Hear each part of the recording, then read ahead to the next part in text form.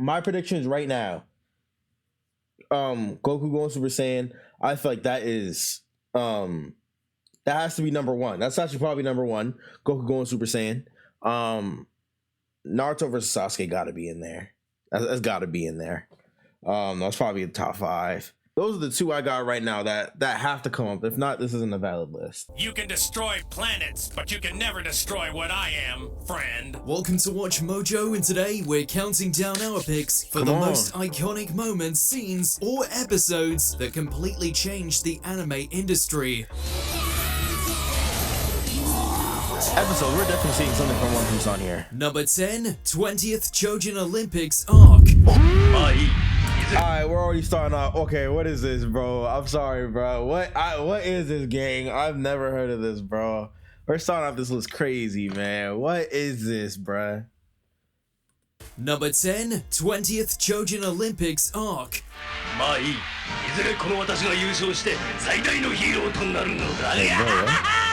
These days, every great shonen anime has a good old-fashioned tournament arc. If you want to know why, you have to go all the way back to 1983's Kinnikuman, more specifically, the 20th Chojin Olympics arc. At its core, it's nothing more than a classic tournament. Kinnikuman enters, meets some quirky characters, beats them up, and calls it a day. But the brilliant intersection of plot development, character growth, and high-octane action was so popular, it quickly became the formula for all future shonen. I guess I could put some respect on his name, it being the first tournament arc. Is it the best tournament arc? No, but this is the most important moments, not best moments.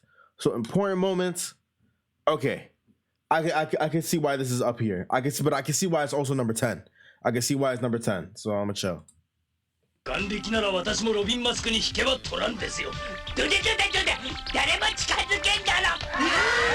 Whether you're a fan of the World Martial Arts Tournament, the Chunin Exams, UA's Sports Festival, or something else, you have Kinnikuman to thank for it.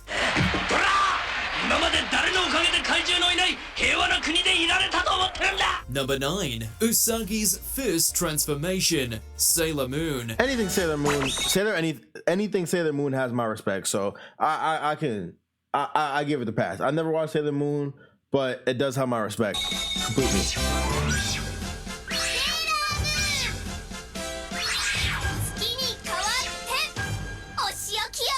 While not the first magical girl anime, and not the first to have a transformation sequence, Usagi Tsukino's is easily the most iconic. It is iconic, I was just about to say that. She shook the entire anime landscape with nothing more than heart, pigtails, and of course some moon prism power.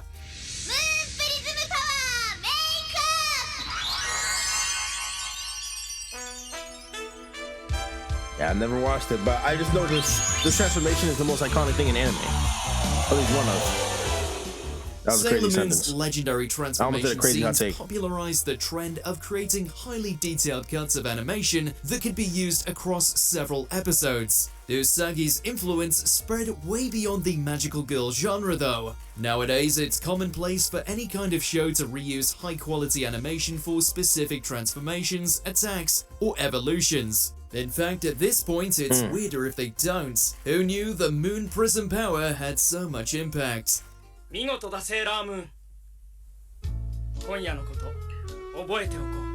that? I mean, he looks swaggy though. Naruto versus Sasuke. At number 8? Dang, I thought it was gonna be a little lower. Am I basic? Yo, does that make me basic? Nah, come on. At number 8? Naruto. The fated throwdown between star-crossed rivals is an anime staple for a reason, but even compared to the decades of jaw-dropping bouts that came before, the original Naruto takes the trope to another level. The series spent over 100 episodes meticulously nurturing the conflict between the two young genin. Then, when Naruto and Sasuke finally came to blows at the Valley of the End, the animation went all out. 100% agree. They spent mad of the budget into the episodes. Number 7, combining 2D and 3D, Ghost in the Shell.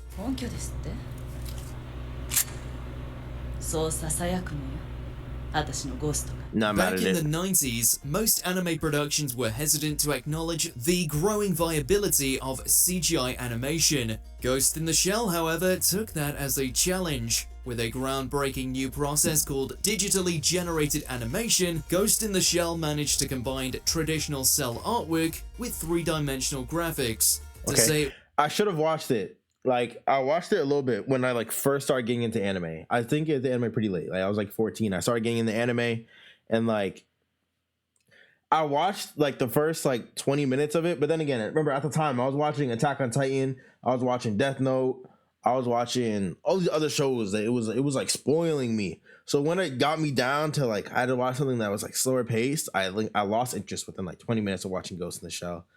And I shouldn't have. My brain was too rotted from you know from the fast paced would be shows. a major understatement. Now I could definitely appreciate it more. All it takes is a single viewing to understand why this film is considered a benchmark for 3D animation in anime. Without Ghost in the Shell revolutionizing what the medium could do, it's hard to say if there'd even be a market for CG anime today. 君と融合したい。融合。完全な統一だ。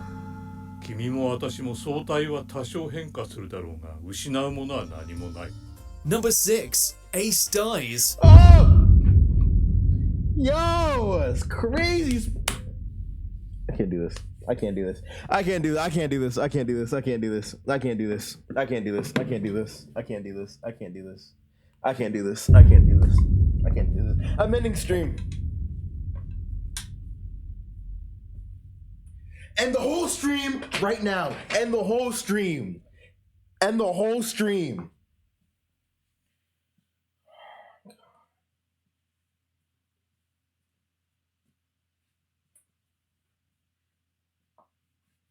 Yo, he what? He what? My mans?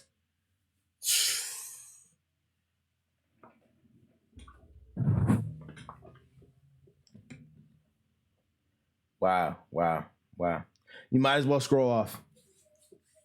Wow. Wow. Wow. I'm only on Ennia's lobby. I'm only on Ennia's lobby. Wow. This is insane. This is insane. I don't know what to say.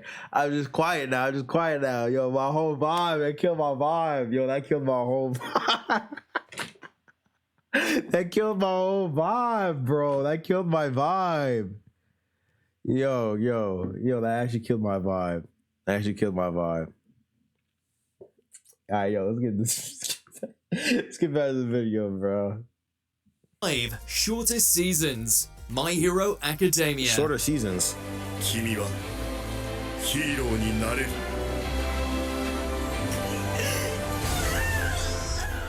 You know the saying, less is more? Well, it took some anime a long time to learn that lesson. Luckily, My Hero Academia was the exception. Its first season only ran for 13 episodes, and since then, it's never aired more than 25 in a single year. But the studio wasn't cheaping out on quality, quite the opposite actually. But like, in the past, most battle-heavy anime, specifically Shonen Jump ones, aired year-round, leading to glacially slow pacing and lackluster animation. By pouring more resources into fewer episodes, My Hero Academia became an all-killer, I almost thinking like, does that make it more important though than Naruto versus Sasuke? Like, I mean, I can kind of see that in a way because that's how all new anime is getting made. So, I mean, I guess I can see it from that perspective. Filler sensation. The trend took off, and now almost every single shonen airs in tight, pre-planned seasons instead. Just look at Jujutsu Kaisen, Demon Slayer, hell, even Bleach now. My Hero really did save the day.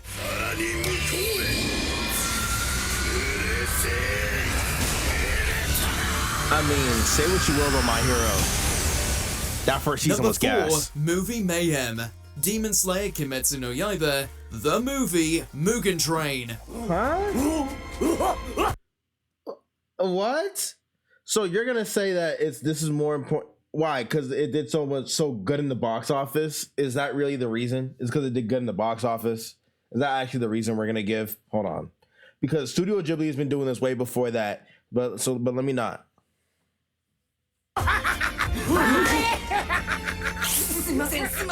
With one quick trip to theaters, Demon Slayer went from a hit show to a record-breaking phenomenon. The numbers don't lie. Mugen Train was the highest-grossing film of 2020. I need another reason. I need no another ifs, reason. ands, or buts. For context, that's the first time a non-American production has ever topped the worldwide box office charts. Alongside that, Mugen Train also became the top-earning Japanese movie of all time too. Because it's hype. Just in case it didn't have enough records under its belt.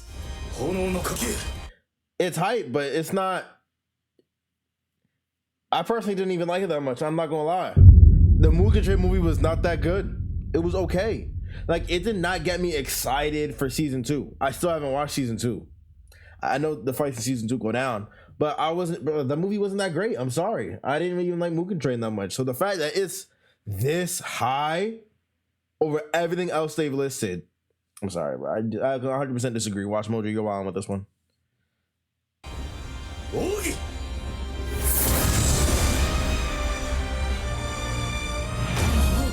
Given these staggering results, it's really no surprise that every popular show is now getting a theatrical release. If Mugen Train was any indication, the future of anime is on the big screen. 悔しいな。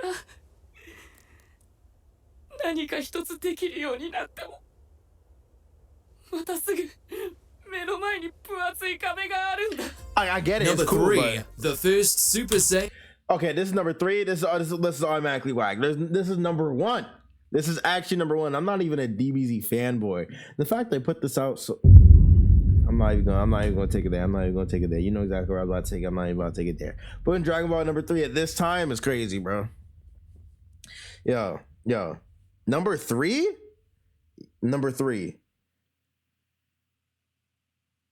It set up trends for shows doing it. The first Super Saiyan transformation. This is number 1, dog. Saiyan transformation. Goku, Namek, golden hair. Need we say more?